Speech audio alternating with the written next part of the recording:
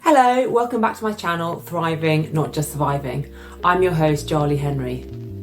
If you're new here, this is a lifestyle channel where I discuss things like fitness, nutrition, wellness, supplementation, and I have a special focus on anti-aging and longevity. I discuss all topics which help you to live your best life and to thrive, not just survive. Today, I'm going to talk about red light therapy and more specifically, my experience with using red light therapy to treat seasonal affective disorder, which I suffer from. Now, seasonal affective disorder doesn't just affect black or brown people. Many of my Caucasian friends suffer really badly as well. So if you are a sufferer, this information could be really valuable for you. It's important to say that I'm not a doctor. The advice that I give in this video is just my own opinion. It's not intended to diagnose or treat any condition.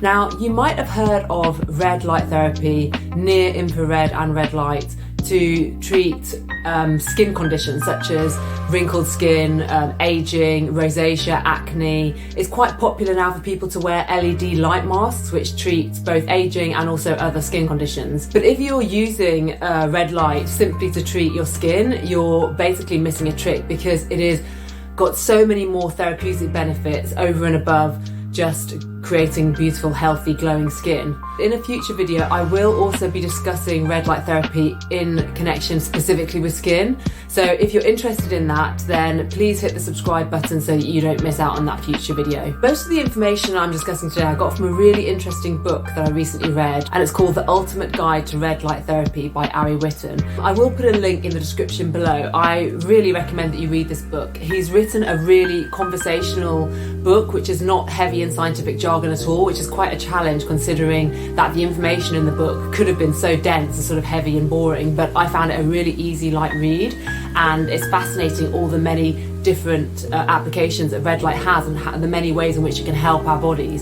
So yeah, I urge you to pick it up and read it yourself if you want to know more. But I'm going to summarise some of the main points which I found the most helpful. The list of benefits for red light hair therapy is quite extensive. As I've already mentioned, it can be good for helping to reduce wrinkles and fine lines and firm up the any kind of sagging or loose skin. That's because it boosts collagen and elastin. It's also good at reducing cellulite for pretty much the same reason, because it boosts collagen. And of course, if you boost collagen, it will also help with the health of your joints and the health of your bones as well.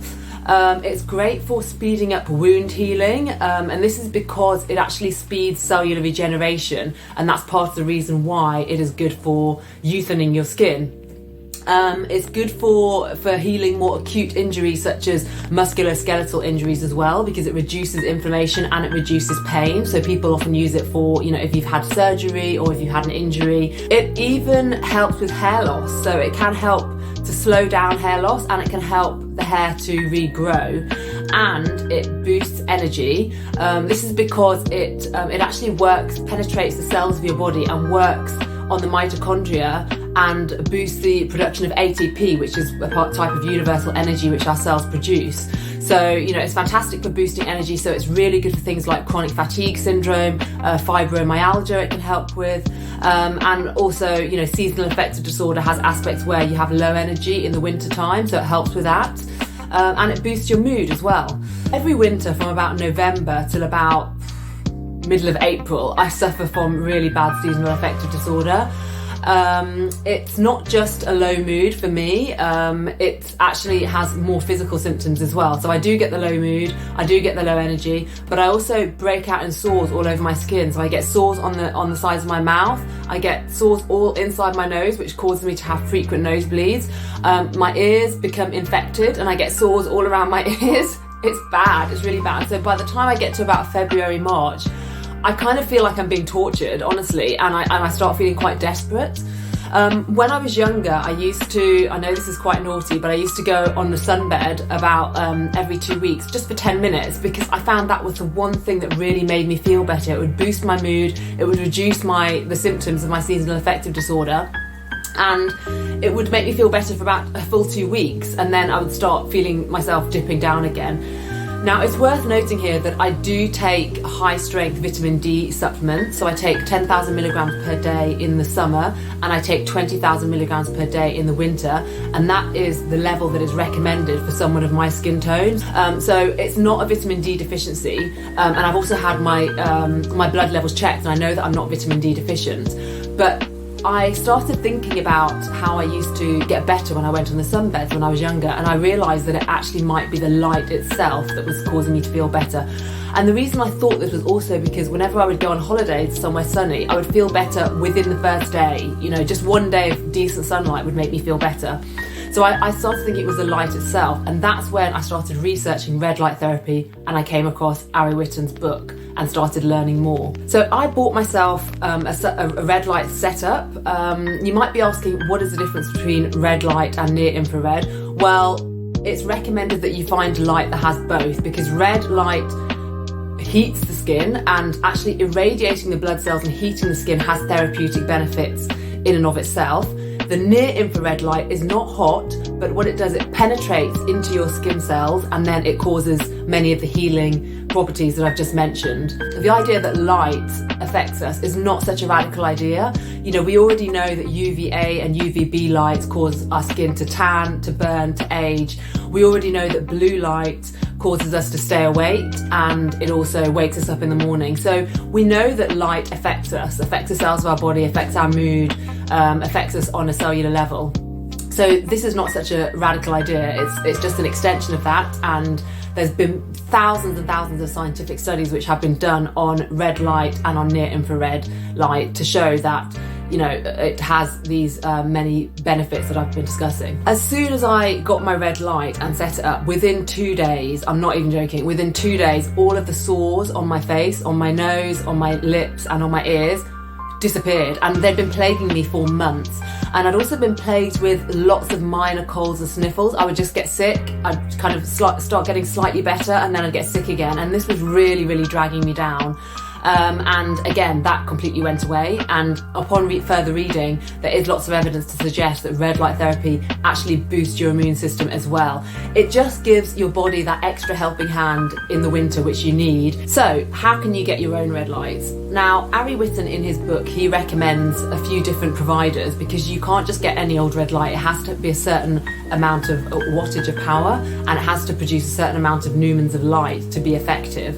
But many of the red lights that he recommends retail from $450 upwards. So like the cheapest is $450. So what I did, I looked at the recommendations for the light itself and looked around to see if I could find an option that was a bit more affordable, and I did. So what he recommends is the light needs to be at least 250 watts. He talks about some of the lights he recommends are 150 watts and up, but that means you have to sit really, really close to the light. I wanted one which I could sit a bit further away, which would mean I'd be able to treat my body as well as treating my face. So I went for one that was 250 watts. You need to have it between sort of 630 to 830 lumens of light. And the manufacturer that I found, which is Ruby Lux Lights, which I'm going to put a link in the description below, they do retail from Amazon for about $30, so it's not too expensive at all. And then all I did was I bought a brooder clip-on lamp, which is kind of what you use to help chickens to incubate their eggs, or you can also use them in reptile tanks. So I got one of those, and it's compatible with the light, and literally I just screwed it into the brooder lamp, clip it onto a fold-up chair actually, and then I sit in front of it. This is the setup that I have. I just have like a simple folded up wooden chair, and then I have this is my clamp lamp, which I got from Amazon. I will include a link in the description below. And then this is the bulb, and then I just literally plug that in and clip it onto the chair, and then lean the chair against a wall. You can use anything that you already have, as long as it's something that's stable or can be made stable by tilting it against a wall, for example. Just make sure you keep yourself safe. How to use it. when you've got your red light set up, you have to take off all of your clothes. This is important because you want the red light to hit as much of your skin as possible. So there's no point sitting in front of it with all your clothes on. Then you need to get a pair of goggles, the same type of goggles that you would wear on a sunbed. You need the goggles because without them, you could actually in the long term develop cataracts from looking at the red light without the goggles on. And then you want to sit as close to the light as you can without feeling like it's burning your skin. Now, you have to be careful where you put the lamp because it does get as hot as an oven. It gets to about 400 degrees Fahrenheit or 250 degrees Celsius. So make sure that it's on clip it on something stable. Something that would work well would be if you've got a bookshelf, you can clip it onto the shelf of a bookshelf, or if you've got, for example, a shoe rack I've heard people using. And then once you've switched your light on, about 10 to 15 minutes is enough, basically. So if you have one specific area you want to treat, like for example, you've injured your wrist or something and you want to treat that for pain and inflammation, you would shine the red light on your wrist for 10 minutes. But because I'm most of the time doing it on my face, I'm doing 15 minutes, I'm timing it. And you want to make sure your face is clean. You've taken off all of if you've got SPF, which I do wear every day, so you clean your face first, so you've taken off all the SPF. Then you are going to be getting the maximum benefits from that red light penetrating into your skin. A couple of words of warning. I've already spoken about the fact that it is a burn risk. Make sure it's clipped to something stable. But also, please don't try and search like online for a cheaper option, because a lot of these really cheap options are mass-produced in places that don't necessarily have good safety protocols, and they've used toxic chemicals to create the red paint on the outside of the lamp. So therefore, when it heats up, that toxic chemical, all those plastic chemicals are going to be seeping into the atmosphere, and you're going to be breathing that in. So the manufacturer that I recommend has got very high safety protocols, is well respected in the industry, is produced in the US, and it's a very reputable company. So they're not going to be using those kind of cheaper products which could potentially be toxic. The other word of warning with red light therapy, if you have cancer or you're on chemotherapy or anything like that, I would advise you don't do it. This red light therapy does cause cellular regeneration, which is fantastic for healthy cells, but of course, if you've got cancer, it can also speed up the replication of those cancer cells as well.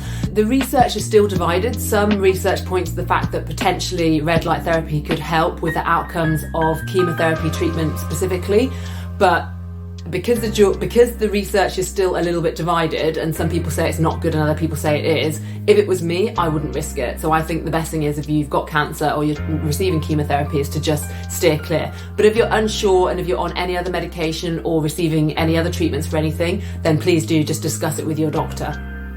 In summary, red light therapy has made a massive difference to my health this winter. And I would love to hear your comments. Have you tried red light therapy? Has it made a difference to your life? I will be doing another video soon talking about red light therapy specifically in regards to the skin, as I've already mentioned. So please hit subscribe and stick around if you're interested in that. I'm really excited to share that with you and to talk about the improvements that I've experienced so far. It's been fantastic talking to you today, and I hope to see you soon. Thanks for watching. Bye.